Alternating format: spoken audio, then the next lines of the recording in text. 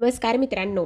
लग्नानंतर होईलच प्रेम मालिकेच्या आजच्या जबरदस्त भागामध्ये खूपच काय काय घडलेलं आहे. नंदिनीची तर चोरवटी होतेच आहे. पण नंदिनीने मात्र आर्याच्या हातामध्ये काळा धागा बांधून जो काही देशमुखांचा नियम मोडलाय, त्यावर मानिनीला जर समजलं तर काय होईल? सोबतच आता पार्थला पूर्ण संशय आलेला आहे. आडगळीच्या खोलीमध्ये पार्थने जीवा आणि आर्याला एकमेकांच्या मिठीमध्ये पाहिलं आहे आणि आता यावरूनच नंदिनीसुद्धा खोटं उत्तर पार्थला देते आणि त्यामुळे मात्र पार्थ ह्या सगळ्या गोष्टींचा सोक्षमोक्ष कसा लावतोय हेच आपल्याला या आजच्या भागात पाहायला मिळणार आहे. त्यामुळे हा व्हिडिओ शेवटपर्यंत पहा. तर आता प्रेक्षकांनो, मालिकेमध्ये सुरुवातीपासून आपण पाहतोय नंदिनीची चोरवटी असते. झालेलं मिसकॅरेज, आणलेला बाळांसाठी आणलेला पाळणा, त्याचबरोबर मानिनीने बघितलेली नातवंडासाठी, दोन्ही नातवंडासाठीची स्वप्न, त्या सगळ्या गोष्टी समजलेल्या असतात. घरामध्ये खोटं बोलण्यावरून होणारा तो महाभारत, ह्या सगळ्या गोष्टी नंदिनीच्या समोरून जातात. पण त्यामध्ये आर्या ही एक तिच्यासाठी होप बनून येते आणि आर्याच सरोगेट मदर म्हणून तिच्यासाठी होते. आणि त्यानंतर मात्र आता आर्याच्या पोटामध्ये जीवानंदिनीचं बाळ वाढलं जातं. ह्या सगळ्या गोष्टी तिच्या नजरेसमोरून जातात आणि आज मात्र तिची चोरवटी. नंदिनी थोडीशी इमोशनल झालेली असते. जीवाला तिची ही अवस्था पूर्णतः समजलेली असते. पण तेव्हा जीवा नंदिनीला आधार देण्याचं काम करतो आणि शांतसुद्धा बसवत असतो. सोबतच एवढंच नाही तर आता आर्या ही नंदिनीसमोर येते. आर्याने इथे आता नंदिनीसाठी गिफ्ट आणलेलं असतं. पण मग इथे वसूमध्येच बोलत असते, अगं ऐक ना, हे गिफ्ट नंदिनीसाठीच आणलंस ना? तेव्हा मानिनीसुद्धा म्हणत असते, हो आर्या, हे गिफ्ट तू फक्त नंदिनीसाठीच आणलं आहेस ना? तेव्हा आर्या म्हणत असते, हो नंदिनीसाठीच आणलं आहे. पण मग वसू पुन्हा म्हणत असते, अगं मानिनी, असू दे ना, जरी बाळासाठी आणलेलं असलं ना तरीसुद्धा तू काळजी अजिबात करू नकोस, नंतर ठेवता येईल ना आडगळीच्या खोलीमध्ये. तेव्हा मात्र आता नंदिनीला अजूनच भरून आलेलं असतं, जीवालासुद्धा. कारण पाळणा आणला होता आणि पाळणा आणल्यानंतर तो आडगळीच्या खोलीमध्ये ठेवण्यात आला होता. ही गोष्ट मात्र ते दोघेही जण अजून तरी विसरलेले नसतात. त्याचसोबत आपण पाहतो आता इथे आर्या ही तिची ओटी भरते. त्याचबरोबर ओटी भरल्यानंतर तिला आणलेलं गिफ्ट वगैरे हे सगळं काही ती इथे देत असते. आणि हे सर्व काही दिल्यानंतर आता ही ओटीचा जो काही भरण्याचा चोरवटीचा कार्यक्रम आहे तो इथे पूर्ण झालेला असतो. मग आता इथे जीवा आणि नंदिनी दोघी जण एकमेकांशी बोलत असतात आणि तेव्हा इथे आर्याच्या हातामध्ये तो काळा धागा बांधायचा असतो, असं सुद्धा इकडे त्यांचं सुरू असतं. आता मानिनी म्हणत असते सगळ्या बायकांना, गरमागरम वडे आहेत, पटापट सगळेजण नाश्ता करून घ्या. आशाला इथे ती नाश्ता लावायला सांगत असते. मग आता इथे नंदिनीला सगळं काही तिच्या ओटीतलं सामान बाजूला करण्यात येतं आणि त्यानंतर इकडे आर्या आणि सोबतच जीवा धावतच वड्यावरती ताव मारायला जातात. पण जेव्हा वड्यावरती ताव मारायला जातात त्यावेळेला मात्र आर्याचा बालिशपणा तिलाच नडणार असतो. कारण वडा गरमागरम तोंडात टाकते आणि एक तुकडा मोडून जीवाच्या तोंडामध्ये टाकते. जीवाला सुद्धा चांगला चटका लागलेला असतो. हे दुरूनच पार्थ इथे पाहत असतो की ह्या दोघांचं नेमकं काय चाललेलं आहे. मग आता पार्थ ताबडतोब आर्याच्या हाताला पकडतो आणि आर्याच्या हाताला पकडूनच त्याच्या खोलीच्या दिशेने तो घेऊन जात असतो. आता पार्थ म्हणत असतो, जीवाचं आणि आर्याचं नेमकं काय चाललं आहे आणि त्याचबरोबर इथे नंदिनीला ह्याची सगळ्यात जास्त गरज आहे. पण मग हा असं तिला कुठे घेऊन चालला आहे असं सुद्धा आता इकडे पार्थच्या मनामध्ये आलेलं असतं. पण पार्थ मात्र इथे एवढ्यावरच थांबत नाही. पार्थ इथे सरळ सरळ त्याच्या पाठीमागे जायला लागतो आणि त्याच्या पाठीमागे गेल्यानंतर आता ते दोघेही जण पटकन खोलीमध्ये न जाता खरं तर ते दोघेही जण आडगळीच्या खोलीमध्ये गेलेले असतात. एवढंच नाही प्रेक्षकांनो, तर आता इकडे पार्थ विचार करत असतो, ह्याचं हे वागणं असं कसं होऊ शकतं आणि त्याचबरोबर हा ह्या पद्धतीने कसा काय वागू शकतो तेच मला काही केल्या समजत नाही आहे.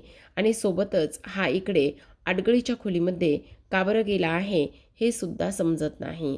दुसरीकडे आपण पाहतो पार्थ आता त्याच्या पाठीमागे जात असताना चालत असतो वर बघूनच. पण तेवढ्यातच आता इकडे रम्याच्या पायावर त्याचा चुकून पाय पडतो. तेव्हा रम्याला अगोदरच तिला पाय फ्रॅक्चर असतो आणि त्यानंतर तिच्या पायाला धक्का लागल्यानंतर रम्याला त्रास होऊ लागतो. रम्या म्हणत असते, "अरे काय करतोयस तू हे? डोक्यावर पडलायस का? असं बघून चालता येत नाही आहे का तुला? तुझं काय चाललेलं आहे?" असं इकडे तो बोलत असतो. तेव्हा वसू म्हणत असते, "तू हे सगळं मुद्दामून करतोयस का? अरे इथे अ, तिच्या प्रेमाचा तर कधी विचार केला नाही आहेस आणि प्रेमाचा विचार कधी न करून तिला एवढा त्रास दिलायस आणि आत्तासुद्धा तू अशाच पद्धतीने तिच्यासोबत वागणार आहेस का?" असं सुद्धा वसू म्हणत असते. आणि तेव्हा मात्र इथे काव्यामध्ये पडते आणि म्हणत असते, "त्याचं काय आहे ना आत्याबाई, तुम्हाला एक गोष्ट सांगू का? हे बघा, तिच्या पायाला जर एवढंच त्रास होत असेल तर तुम्ही एक काम करा, पाणी गरम करून देते, तिचा पाय शेकून घ्या." असं म्हटल्याबरोबर आता मात्र वसू म्हणत असते, "काव्या, जरा शांत बस. तुझ्या जिभेला जरा लगाम घाल. उगाचच ह्या कार्यक्रमामध्ये ना मला तू इकडे हे सगळं काही करायला भाग पाडू नकोस. कळतंय का तुला? म्हणजे ह्या कार्यक्रमामध्ये मला तमाशा तू करायला लावू नकोस." असं सुद्धा ती बोलत असते. त्याचबरोबर प्रेक्षकांनो, आपण इकडे दुसऱ्या बाजूला पाहतो की आता इथे शारदा नंदिनीकडे आलेली असते आणि नंदिनीकडे आल्यानंतर ती म्हणत असते, "नंदिनी, मला एक गोष्ट खरी खरी सांग, जीवाचं आणि आर्याचं काय चाललं आहे?" तेव्हा ती म्हणत असते, "म्हणजे मला नाही समजलं, तू कशाबद्दल बोलतेस तर?" त्यावेळेला ती म्हणत असते, "तेच जे तुला समजायला हवं ते मी विचारते. आर्याचं आणि त्याचसोबत नंदिनीचं जीवाचं दोघांचं सुद्धा काय चाललं आहे?" तेव्हा नंदिनी म्हणत असते, "अगं काही नाही चाललं, ते खूप चांगले जवळचे मित्र आहेत आणि मित्र असल्यामुळे असं काहीही नाही आहे." तेव्हा ती म्हणत असते, "नाही, मला ह्या सगळ्या गोष्टीवरती अजिबातच विश्वास नाही." त्यावर नंदिनी म्हणत असते, "अगं आई, तू अजिबात काळजी करू नकोस. आता आमच्या आयुष्यात सुद्धा आनंदच येणार आहे. काही जरी झालं ना तरीसुद्धा, कारण तुला गोष्टी कळतायत का? आम्हाला सरोगेट मदर मिळाली आहे." "काय? कोण आहे सरोगेट मदर?" असं म्हटल्याबरोबर आता इकडे ती म्हणत असते, "आम्हाला सरोगेट मदर दुसरी तिसरी कोणी नाही तर आर्या ही सरोगेट मदर मिळाली आहे." असं सुद्धा आता इकडे ती बोलत असते. आणि तेव्हा इकडे आता शारदाला धक्का बसतो. तर इथे दुसऱ्या बाजूला आपण पाहतो, पार्थ आता इथे पाठलाग करत असतो आणि पाठलाग करत करत जीवा आणि नंदिनीच्या खोलीपर्यंत जाऊन पोहोचतो. दुसरीकडे आपण पाहतो, आर्याला हा आडगळीच्या खोलीमध्ये घेऊन गेलेला असतो. आडगळीच्या खोलीमध्ये घेऊन गेल्यानंतर आर्या म्हणत असते, "तू मला इथे आत्ता यावेळेला का बरं घेऊन आला आहेस? वेडा आहेस का तू? इथे कशासाठी आणला आहेस?" तेव्हा लगेचच आता तो म्हणत असतो, "खरं तर तुला ना इकडे एक काम करायचं आहे आणि त्यासाठीच मी इथे घेऊन आलो आहे." तेव्हा आर्या म्हणत असते, "अरे पण का ते तरी सांग." त्याच वेळेला जीवा म्हणत असतो, "खरं तर इथे देशमुखांना एक गोष्ट आहे आणि त्याचबरोबर सगळ्यात महत्त्वाची गोष्ट म्हणजे इथे मोहित्यांकडे असा वारसा आहे की इकडे मिसगॅरेजेस होतात आणि त्यामुळे मी इकडे आलेलो आहे तुला घेऊन." असं म्हटल्याबरोबर आता मात्र इकडे ती म्हणत असते, "मला ह्या सगळ्या गोष्टी नाही समजत आहेत. तू काय आणि कशाबद्दल बोलतोयस तर?" तेव्हा तो म्हणत असतो, "गुरुजींनी एक धागा दिला आहे आणि तो धागा इथे बांधायचा आहे आणि तुला सांगू का, तो धागा बांधला ना तर." तेव्हा ती म्हणत असते, "तू वेडा आहेस का? आहे, मी डॉक्टर आहे आणि डॉक्टर असल्या कारणाने अशा ह्या सगळ्या गोष्टीवर मी अजिबात विश्वास ठेवत नाही." असं सुद्धा आता इकडे ते बोलत असतो. तेव्हा तो म्हणत असतो की माझासुद्धा ह्या सगळ्या गोष्टीवर अजिबातच विश्वास नाही आहे, पण इथे मोहित्यांकडे मिसगॅरेजेसची लिस्ट आहे आणि त्यामुळे हे सगळं काही होत असल्यामुळे काही जरी झालं ना तरीसुद्धा इथे मला तुला हा धागा बांधायचाच आहे. असं म्हणून आता मात्र जीवा तिथे असलेल्या त्या पाळण्यावरचा जो काही कपडा आहे तो कपडा बाजूला करतो आणि पाळण्यावरचा कपडा बाजूला केल्यानंतर तो आर्याला दाखवत असतो. आर्या म्हणत असते, "हा पाळणा इथे काय करतोय?" तेव्हा तो म्हणत असतो, "हा तोच पाळणा आहे. हा पाळणा मी इथे आणलेला होता आणि हा पाळणा इथे आणल्यानंतर हे सगळं काही झालं आहे." आणि तुला सांगू का, आमची सगळी स्वप्न धुळीस मिळाली. मग आता इकडे पार्थ हा दरवाजा नॉक करत असतो, पण दरवाजा नॉक केल्यानंतर ॲटोमॅटिक आता दरवाजा उघडा होतो. आता दरवाजा उघडल्यानंतर पार्थ हा तिथे पाहत असतो, पण पार्थने जेव्हा तिथे पाहिलेलं असतं तेव्हा मात्र तिथे कोणीही नसतं. आणि तिथे कोणीही नसताना इकडे पार्थ विचार करत असतो, हे दोघेही जण कुठे गेले काहीही कळायला मार्ग नाही आहे. नेमकं ह्यांचं काय चाललं आहे. हे दोघेही जण तर इथेच आले होते, पण आत्ता तर हे इथे नाही आहेत. पण मग हे कुठे गेले असा सुद्धा आता इकडे पार्थ विचार करू लागतो. असा विचार केल्याबरोबर इकडे तो म्हणत असतो, एक काम करतो, ह्याला ना फोन करून विचारतो. आता फोन करून विचारतो असं म्हटल्याबरोबर इथे मात्र ह्या पार्थला खूपच टेन्शन आलेलं असतं, कारण त्याचा जो फोन आहे तो फोन मात्र त्याच्या खिशामध्ये नसतो. आता इकडे पार्थ विचार करत असतो, खरं पाहायला गेलं तर नंदिनीला इथे जीवाची आत्ता यावेळेला सगळ्यात जास्त गरज आहे. पण आत्ता जीवाची गरज असताना सुद्धा हा मात्र इथे नाही आहे. कुठे गेला असेल. नंदिनी तर इथे खालीच आहेत. मग आता इथे नंदिनी शारदाला म्हणत असते, अगं आई तू काळजी करू नकोस. पण नंदिनी, एक गोष्ट लक्षात येते का तुझ्या, नवरा बायकोमधला असणारा विश्वास हा खूप महत्त्वाचा आहे. आणि आत्ता जीवाचं वागणं मला काही पटलं नाही आहे. तेव्हा नंदिनी म्हणत असते, अगं आई तू काळजी करू नकोस. अगं ते ना तिला अडगळीच्या खोलीमध्ये घेऊन गेलेत. कारण मला एक गोष्ट सांग, इथे आपण जर तिला धागा बांधायचा म्हटलं तर इथे कसा बांधणार होतो. आणि तिला इथे धागा बांधता येणार नाही आहे ना.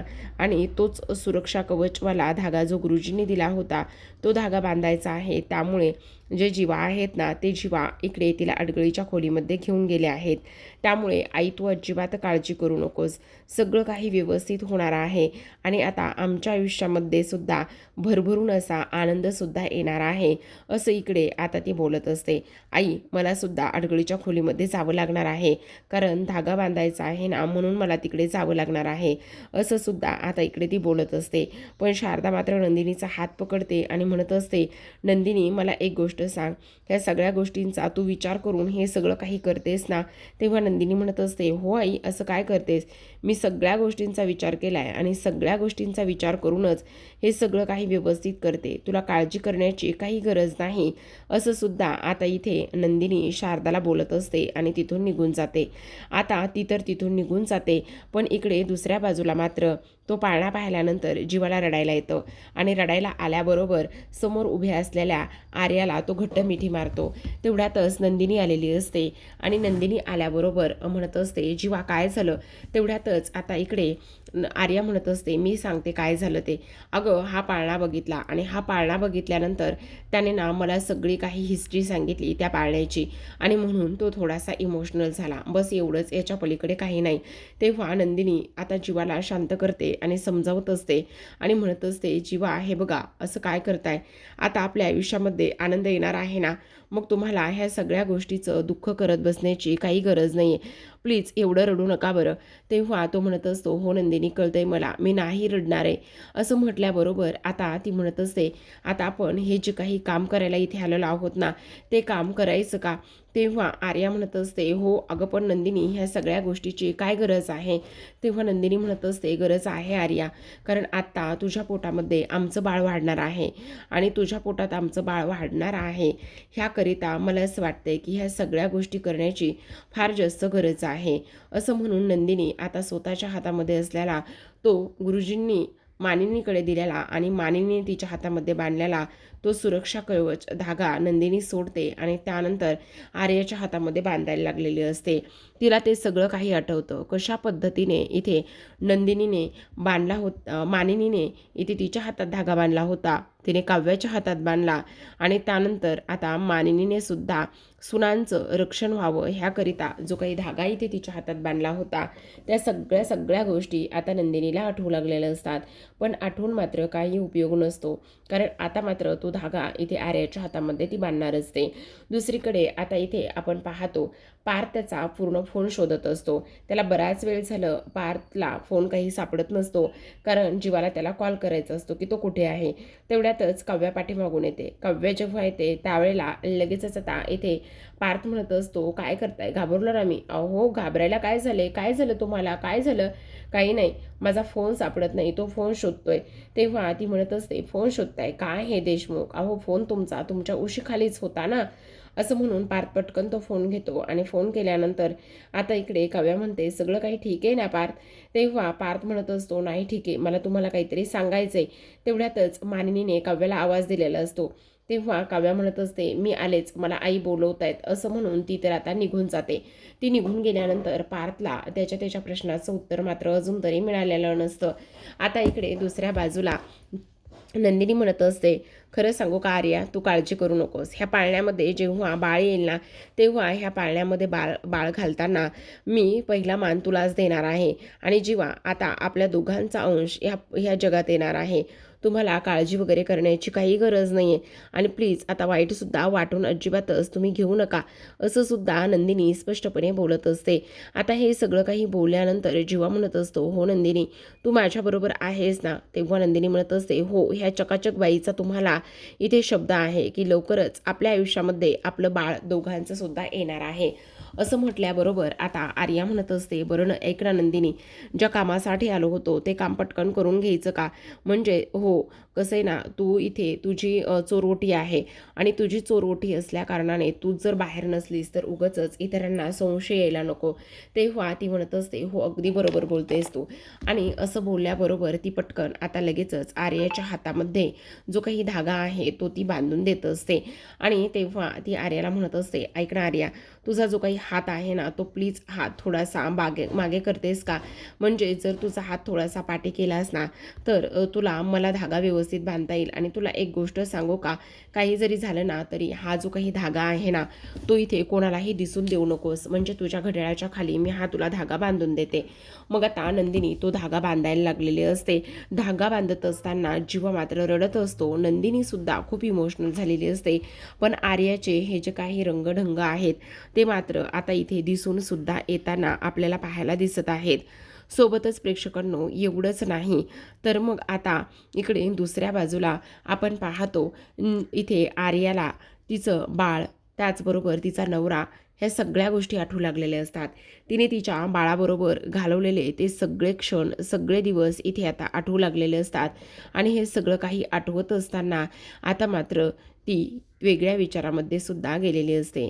तर आता प्रेक्षकांनो, एवढंच नाही तर इथे दुसऱ्या बाजूला आपण पाहतो, पार्थने फोन केलेला असतो. आणि जेव्हा पार्थ फोन करतो त्यावेळेला फोनचा आवाज हा जीवाच्या खोलीतून आलेला असतो.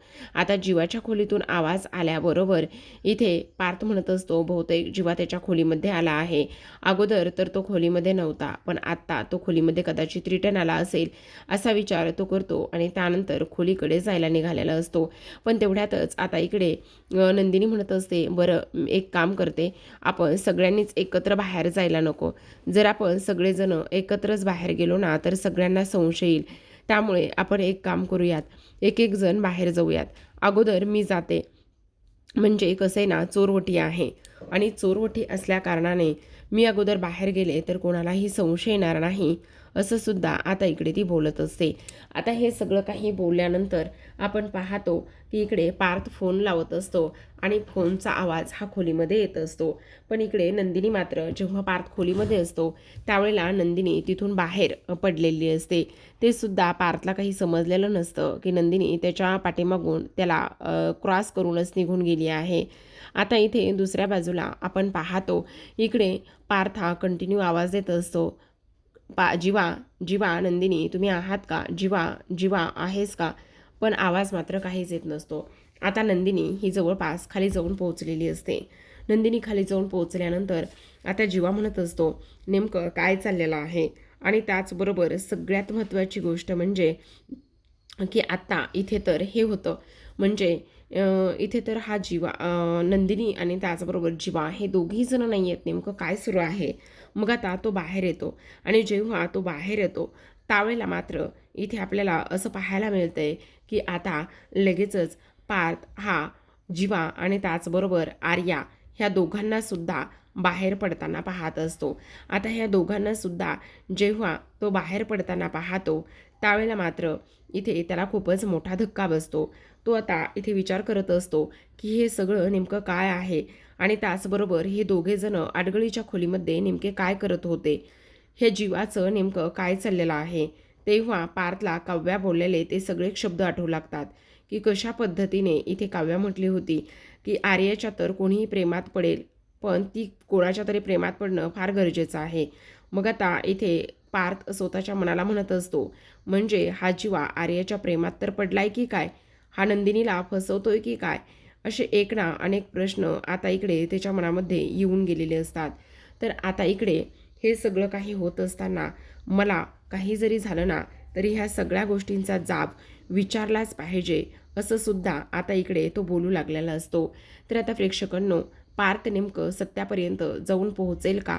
काय वाटतं कमेंट करून कमेंट बॉक्समध्ये नक्कीच सांगा. तर आता आजच्या भागात एवढंच.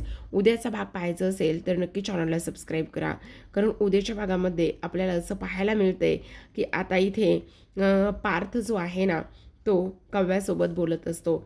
काव्या आर्याला कॉल करण्याचा प्रयत्न करत असते, पण आर्याचा फोन कंटिन्यू बिझी असतो आणि कंटिन्यू बिझी असताना इकडे काव्या म्हणत असते, हा सतत कोणाशी बोलत असतो ना काहीच कळत नाही, याचं नेमकं काय सुरू ना ते सुद्धा मला कळत नाही, असं सुद्धा आता इकडे तो बोलत असतो. आणि त्याचबरोबर आता पार्थ म्हणत असतो की इथे जीवा हा नंदिनीला फसवत तर नसेल ना, आणि जर हा असं करत असेल तर त्या सगळ्या गोष्टी त्याच्यासाठी फार महागात पडतील, असं सुद्धा तो बोलतो. तर आता इकडे संध्याकाळची वेळ असते आणि संध्याकाळी मात्र इथे आता जो पार्थ आहे तो नंदिनीला विचारत असतो, काय झालं, जीवा कुठे आहे. मग आता इकडे लगेचच नंदिनी पार्थला म्हणत असते, त्याचं काय आहे ना जीवा. पार्थ इथे जीवा जे आहेत ना ते बाहेर गेले आहेत, त्यांना एक फिल्म बघायची आहे, त्यामुळे ते बाहेर गेलेले आहेत, असं म्हटल्याबरोबर आता मात्र इकडे पार्थच्या मनामध्ये पुन्हा जीवाबद्दल आणि आर्याच्या नात्याबद्दल संशय आलेला असतो आणि तो पुन्हा म्हणत असतो, नंदिनी खरंच खरं बोलतायत का, किंवा जो जीवा आहे तो मात्र इथे नंदिनीला फसवत आहे का. ह्या सगळ्या गोष्टी आता इकडे तो बोलत असतो. तर आता प्रेक्षकांनो, हा जीवा आर्याला भेटायला गेलेला असतो आणि आर्याला भेटायला गेल्यानंतर थंडीचे पावसाचे खूप दिवस असतात. आर्या आता खूप घाबरते पावसाला, वीज कडाडलेली असते. समोर असलेल्या जीवाला मात्र ती घट्ट मिठी मारत असते आणि जेव्हा जीवाला मिठी मारते त्यावेळेला मात्र जीवा एका पॉईंटसाठी हरवून जातो, तो फ्रीज झालेला असतो. त्याला काय करावं काय नाही ह्या गोष्टी अजिबात समजत नसतात. पण आता मात्र ह्या आर्यापासून तो स्वतःला कसा लांब ठेवू शकेल आणि त्याचबरोबर इथे पार्थ हे सगळं सत्य शोधून काढून नंदिनीला कसा न्याय मिळवून देईल, पाहूयात येणाऱ्या भागात. तोपर्यंत पाहत राहा लग्नानंतर होईलच प्रेम.